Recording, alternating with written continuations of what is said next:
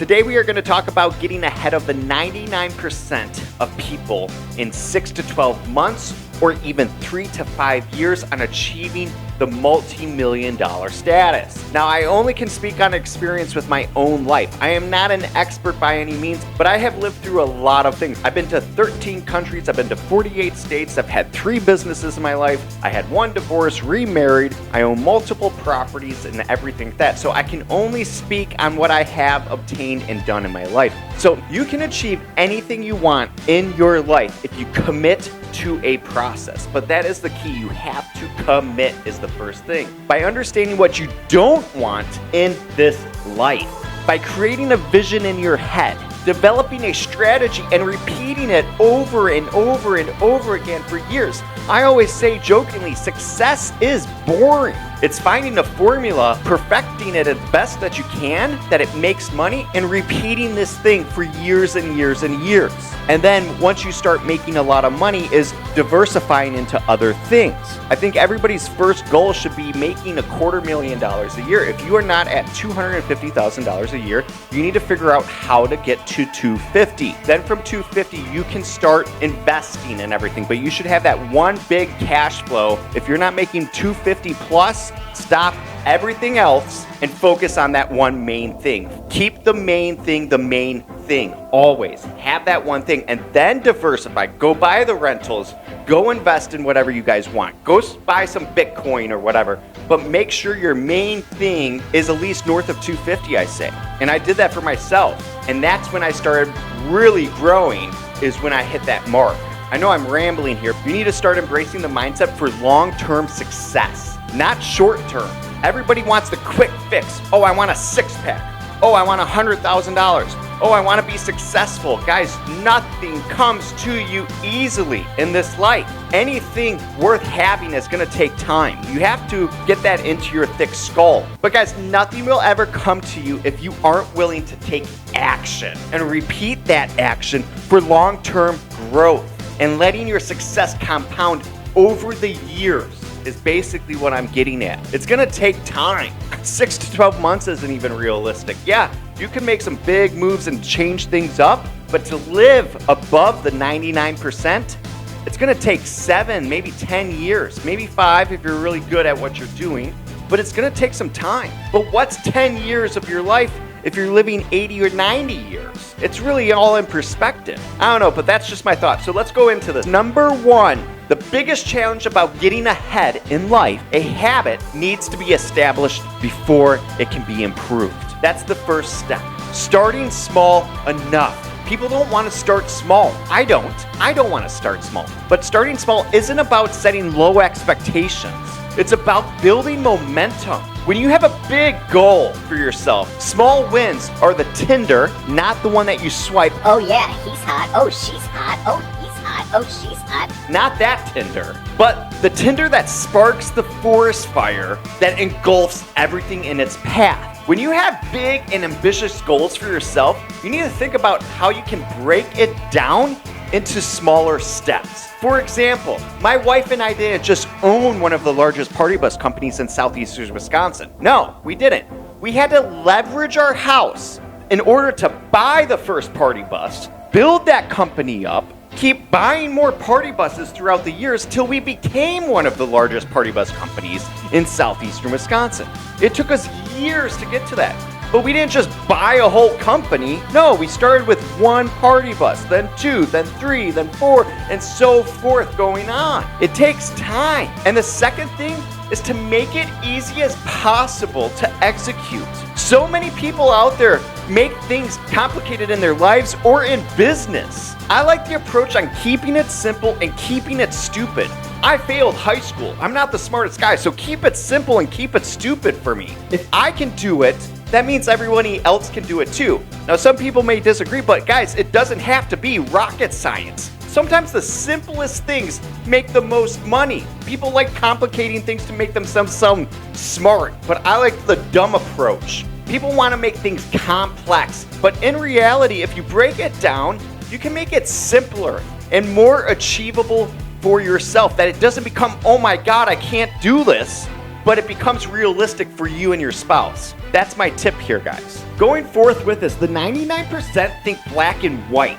You do it 100% or not at all is the wrong mindset. The mindset creates procrastination, and procrastination, also called perfection, prevents you from even starting. Or another way to put this is procrastination is the biggest dream killer of it all. People like to procrastinate. When you do, you are letting your dreams die. You need to take action and commit first. But here's the thing, guys. The 1% are humble enough to start small, but ambitious enough to think big.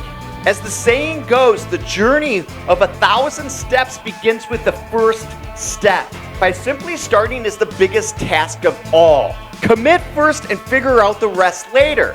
I have no idea what I am personally doing a lot of the time. I'm being honest. But yet I have created this empire in my life with my wife over the course of many years.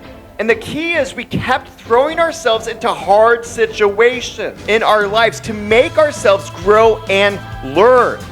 You commit first and you figure out the rest later, I say. Our next goal here is to obtain a multifamily portfolio of 100 units. Now, I've told my family members and some close people by, and they said that is a very hefty goal. Most likely won't even have succeeded. But I love a challenge, and it's just like with the party bus business. How do I start?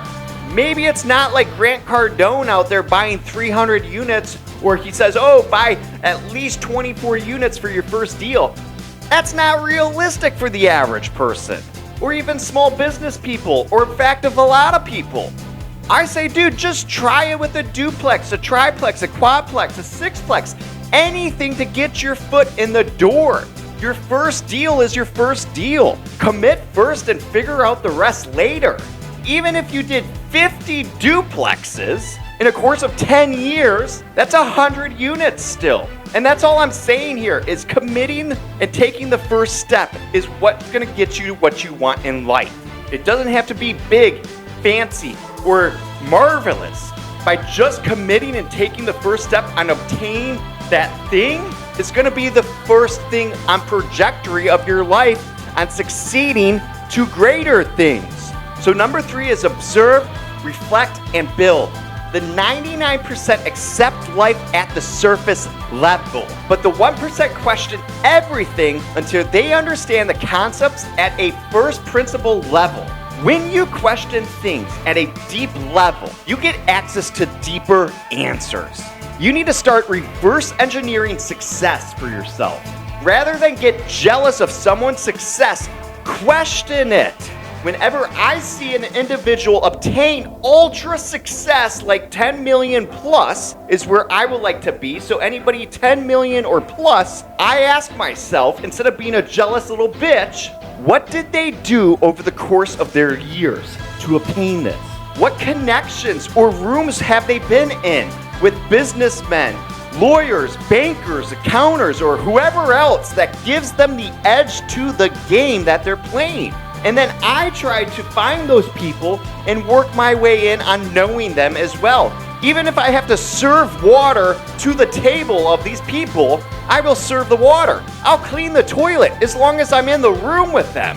That's what I started saying to myself. And then I tried to obtain these connections. And then the next thing is, what makes them tick?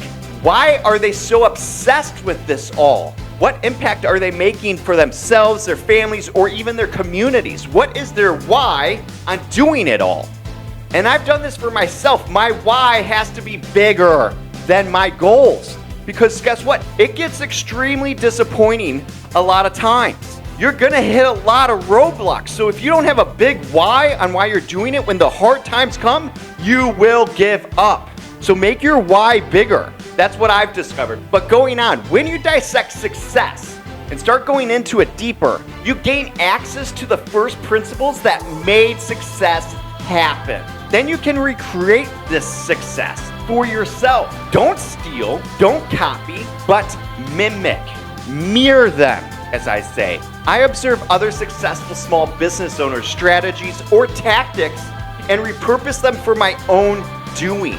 You can do this with everything in your life, by the way. You can do it with your finances, your body, spirituality, mentally, anything. Integrating all these things in your life.